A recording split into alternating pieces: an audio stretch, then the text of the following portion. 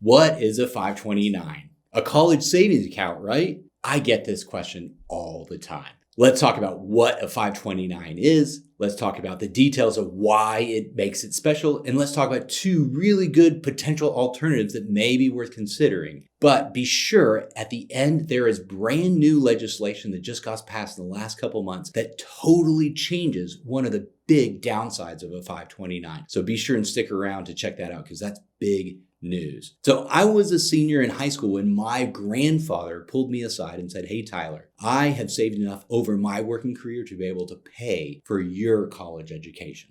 And that was a huge, enormous gift. One, just the money, the financial aspect of it. But the other huge thing was, well, it just showed me how much he loved and cared for me, that he would go through the pain of saving all that money over the time to be able to put me through college. So here's a picture of my grandfather who fought in World War II. Thank you for fighting, and thank you for saving and making a difference in my life that still pays benefits today. So if you're here thinking about how you can help your children and even your grandchildren by providing college savings and other savings for them, that hits really close to home because that was an amazing part of my life that my grandfather showed me. Let's get into it. So the first big reason why we really like a 529 over, let's say, just a savings or an investment account is because it offers tax efficient growth. In other words, it kind of acts like a Roth IRA in a similar way, except this is for college savings. So let's get into why. So here we go. I'm going to draw a bucket.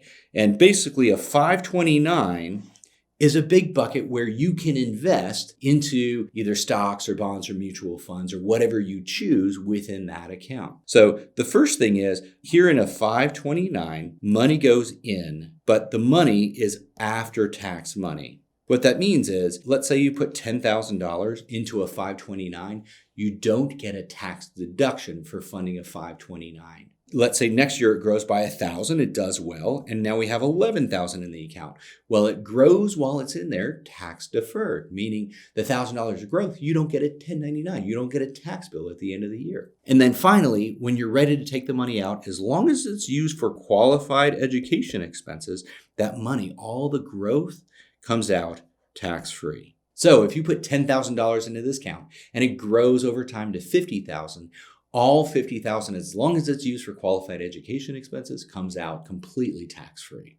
That's an advantage. So there we are. We know how a 529 works and why we might want to use a 529 over, let's say, a brokerage account because you get tax-deferred growth. But that begs the question, well, what is a qualified education expense? Well, what is qualified? Any tuition or fees, textbooks, computer and tech-related equipment, so even a computer or even Wi-Fi you can use as a qualified expense, and then room and board payment.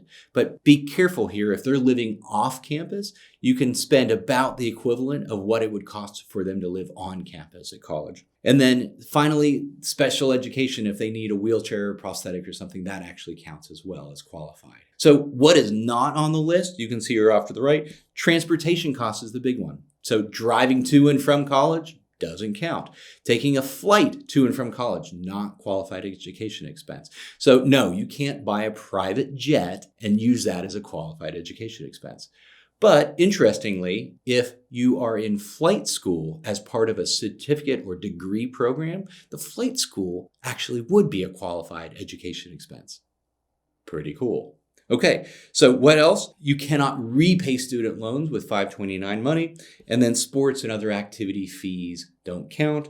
And then lastly, insurance and medical expenses don't count as qualified education expenses either. So there's one more big thing to know about a 529. A 529 is always your money, meaning the beneficiary has no ownership rights to the account. So as the account owner, you can choose a successor owner if you pass away. So it doesn't automatically even go to the beneficiary at your death. But you could always choose to take the money back if the money isn't used for college there. Yes, there's taxes on the growth. And there's also a 10% penalty on the growth. Here we had 10,000 we put in and 40,000 of growth. And if you took that out for yourself or for any reason, without it being for a qualified education expense, that 40,000 of growth would be subject to taxes, plus that 10% penalty on the 40 grand only. The 10,000 you put in actually comes back to you basically tax-free. So there we are. Up until about a month and a half ago, that was all there was. But there is a new piece of legislation that makes a huge difference around 529s. And that is the biggest complaint around a 529 is, well, what do I do with the leftover money? Yes, you can change beneficiaries to your second or third in line or out to a cousin or a niece or a nephew. But at the end of the day, if there's money left over, what the big legislation said is if the account has been open and active for more than 15 years, you can actually take up to $35,000 of residual balance in that account and roll it to the beneficiary's Roth IRA.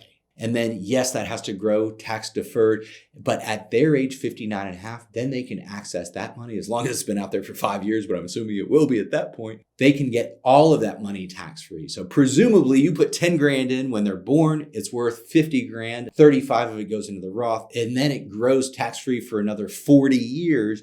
Presumably you could have maybe 60 or more years of tax-free growth. So pretty incredible that you can jumpstart their retirement savings after kind of graduating from college. So there we are. That is a 529. Let's leave that in the rearview mirror because the big question about this video is, well, are there any better alternatives? Is there any other option? So most of the time we don't talk about these, but in 2022, it was a down year in the markets. In other words, stocks generally went down and bonds went down as well. So here we are, if we're looking around in retrospect, it would have been really nice to have something that had more assurances about kind of a consistent interest rate that we didn't have to worry about the market going down. Save the day, here we come, EE bonds or I bonds. What are those? EE bonds like savings bonds? So let's get into how a savings bond would work. So a savings bond for the longest time paid almost no interest because interest rates have been really low over the last decade. But over the last 12 months or so, interest rates have come up in a meaningful fashion.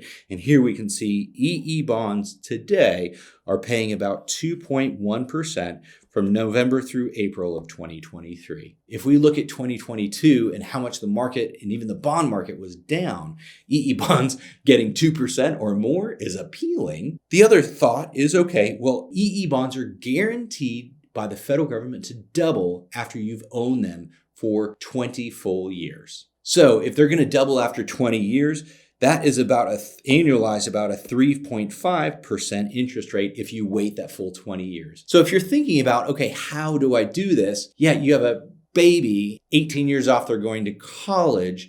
You'd almost have to start these EE bonds a year or two before they were born to be able to kind of get that doubling when they're going off to college. But the big thing to know is if you have EE bonds and you use the EE bonds for qualified education expenses, actually the interest is tax-free. That's right. So EE and I bonds, with that doubling, you put 10 grand in, now it's worth 20 grand 20 years later. You don't pay taxes on the 10,000 of growth because you're using it for qualified education expenses. Next is I bonds. And I bonds may be a little more appealing today because inflation is so much higher, and I bonds have an inflation component where today I bonds issued by the federal government are yielding 6.89%.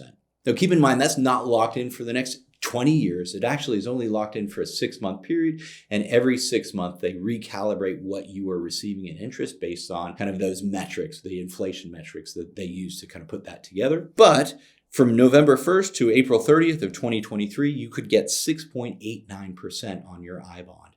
And it works in a similar fashion that you can use that for qualified education expenses and you do not pay taxes on that interest when you redeem them. Keep in mind with both EE and I bonds, you can't redeem them for the first 12 months. And then after that, if you redeem them before 5 full years, you actually forego 3 months worth of interest. So they are intended to be longer term investments. Yes, in any one given year, especially 2022, stocks were down, bonds were down. It was a painful year for everybody. But I could show you chart and graph that said if you're investing over a long period of time, let's say 18 to 20 years, hopefully stocks and bonds are going to outperform or get better returns than I bonds or even EE bonds. Well, there you have it. That was 529s versus EE bonds versus I bonds. And the big question, what did my grandpa choose to do to fund my college? Well, believe it or not, he did EE bonds. Thank you, Grandpa. Thank you guys for watching. Like, subscribe. It really helps me out. And we'll catch you at the next time. Thanks for watching.